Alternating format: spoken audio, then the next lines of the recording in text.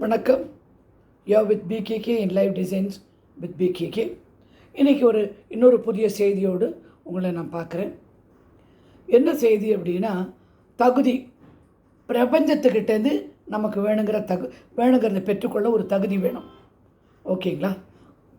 அதை பற்றி தான் நான் பேசுகிறேன்.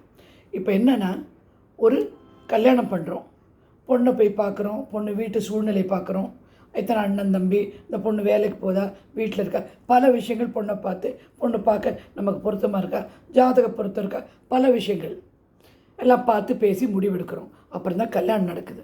அதே மாதிரி ஒரு வீடு வாங்க போனோம்னா கூட, வீடு வாஸ்து சரியாக இருக்கா, தண்ணி வசதி இருக்கா, கிச்சன் எப்படி இருக்குது, காற்றோட்டமாக இருக்கா, வெளிச்சம், இதை பார்க்குறோம். ஒரு வேலைக்கு இன்டர்வியூ போகிறோம், நம்ம ப்ரிப்பேர் பண்ணுறோம். எப்படி ப்ரிப்பேர் பண்ணுறோம்?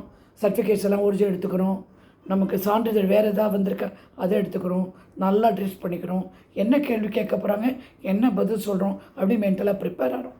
ஸோ வாழ்க்கையில் ஒவ்வொரு கட்டத்துலேயும் ஒவ்வொரு விஷயம் செய்யும்போது நம்ம ரெடியாகி போயிட்டுருக்கோம். சும்மா டக்குன்னு போயிடுறதில்ல, டக்குன்னு கல்யாணம் நடக்கிறதில்ல, டக்குன்னு வீடு வாங்குறதில்ல, டக்குன்னு வேலையும் கிடச்சிறதில்ல. அதே போல் தான் பிரபஞ்சத்துக்கிட்டேருந்து நாம் பெற வேண்டியது எதுவாக இருந்தாலும் அதற்கு நமக்கு ஒரு தகுதி வேணும். நம்மளுடைய சூழ்நிலை, ஆஃபீஸ்லேயோ வீட்லேயோ, நம்மளுடைய வீடு, நம்மை சார்ந்தவர்கள் நம்மிடம் எப்படி, இதெல்லாம் ரொம்ப முக்கியமான விஷயம். ஃபஸ்ட்டு நம்ம வீட்டை எடுத்துக்கிட்டோம்னா, வீடை சுத்தமாக வச்சுக்கணும். அழுகிய காய்கறி, பழைய பொருட்கள், உடைஞ்ச சாமான் இதெல்லாம் தூக்கி குப்பையில் போட்டுடணும். வச்சுக்கவே கூட, வீட்டுக்குள்ளே ஒரு நிமிஷம் கூட அது வைக்கக்கூடாதுங்க. அழுக்கு எதுவுமே வைக்கக்கூடாது. அப்புறம் கிச்சன் ரொம்ப சுத்தமாக வச்சுக்கணும். வெஜிடேரியன், நான் வெஜிடேரியன் உணவை பிரித்து வச்சுக்கணும். பாத்திரங்கள் சமைக்கிறது. ரெண்டாவது, கல்லுப்பு நிறையா இருக்கணுங்க உங்கள் கிச்சனில். கல்லுப்பு நிறையா இருக்கணும். 3 கிராம்பு, பட்டை, லவங்கம், ஏலக்காய், லவங்கம் தான் ஆல்ரெடி சொல்லிட்டேன், ஏலக்காய், சோம்பு ஒரு சின்ன டப்பாவில் போட்டு அங்கே வைக்கணும். யூஸ் பண்ணாதீங்க, ஆனால் அது அங்கே இருக்கட்டும். ஓகேங்களா? முந்திரி, திராட்சை இருக்கணும், 4 கிஸ்மிஸ்ஸு, அது ஜாஸ்தி வேண்டாம், எல்லாமே அதெல்லாம் சுபிட்சத்துக்கு. அரிசி, பருப்பு, இதெல்லாம் ரொம்ப முக்கியமான விஷயங்கள் இருந்தாகணும். ஃப்ரிட்ஜிலையும் குப்பை சேர்க்காதீங்க. குப்பை, அழுக்கு, அசிங்கம்லாம் வீட்டுக்குள்ளே இருந்தால் லக்ஷ்மி உள்ளே வராது, பணம் உள்ளே வராது, நல்லவே நடக்காது. வீட்டோட இந்த மூளை முடுக்கெல்லாம் க்ளீன் பண்ணணும். ஒட்டடை அடிக்கணும். வீடு ஃபுல்லாக ஒட்டடி காப்வெப்ஸு இடமே கொடுக்கக்கூடாது. புரிஞ்சுதுங்களா? ஸோ இதெல்லாம் காய்கறிலாம் தூக்கி போட்டுட்டிங்க. இதெல்லாம் சுத்தமாக இருந்ததுன்னா வீடு சுத்தம்.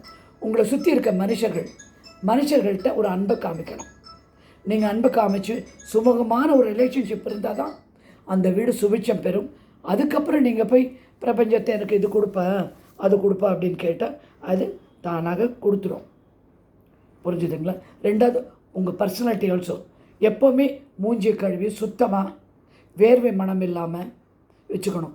வீட்டில் சாமி அறைன்னு ஒன்று வச்சுருந்தீங்கன்னா, ப்ரே பண்ணுற இடம்னு ஒன்று வச்சுருந்தீங்கன்னா, அந்த இடம் சுத்தமாக இருக்கணும். ஒரு ஊதுவத்தி ஏற்றி வைங்க. அல்லாவுக்கும் ஏற்றி வைக்கலாம், இயேசுவுக்கும் ஏற்றி வைக்கலாம், ஈசனுக்கும் ஏற்றி வைக்கலாம். ஒரு மனம் இருக்கணும் வீட்டில், ஒரு நல்ல மனம் இருக்கணும். இது ரொம்ப முக்கியம். இதெல்லாம் தகுதி உங்களுக்கு.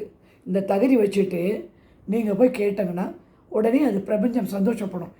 எவ்வளோ படைப்புகள் பண்ணியிருக்கேன், இவங்க இடம், இவங்க நல்லா இருக்காங்க, இவங்க கேட்குறத நம்ம கொடுத்துடணும், அது கண்டிப்பாக நினச்சிக்கும். அது மக்கள் தான் விஷயம் புரியாது. ஆனால் இதெல்லாம் பண்ணிவிட்டு பிரபஞ்சத்துக்கிட்ட எனக்கு இது வேணும், இது வந்தது, இது நடந்தது அப்படின்னு சொன்னால் அது நம்பும், அது நடக்கும். இதுதாங்க இன்றைக்கி நான் ஒன்று சொல்ல வந்த செய்தி.